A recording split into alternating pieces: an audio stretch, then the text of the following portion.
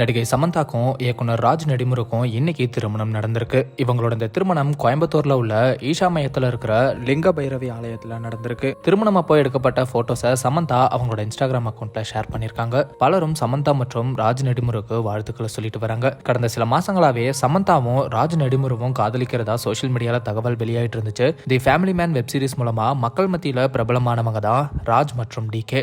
Season 2ல Samantha Raji அப்படிங்கிற கேரக்டர்ல நடிச்சாங்க.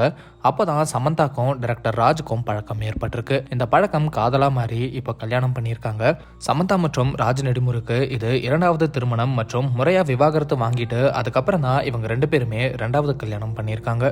சமந்தாவும் ரொம்ப மாசங்களா ராஜ் கூட நிறைய போட்டோஸை ஷேர் பண்ணிட்டு வந்தாங்க. பலருமே இவங்க டேட் பண்றாங்க அப்படின்னு சொல்லிட்டு வந்தாலும் உறுதியான தகவல் வெளியாகாத காரணத்தினால சிலர் இதெல்லாம் ரூமஸா இருக்கலாம்னு குழப்பத்துல இருந்தாங்க. இப்போ சமந்தா மற்றும் ராஜ் திருமணம் பண்ணியிருக்காங்க. சமந்தா கிட்ட விவாகரத்து வாங்கின அவங்க முன்னாள் கணவர் நாக சைத்தன்யாவும் ஆக்டர் ஷோபிதா துலிபாலாவை கடந்த வருஷம் கல்யாணம் பண்ணிக்கிட்டாரு அப்படிங்கிறதும் குறிப்பிடத்தக்கது.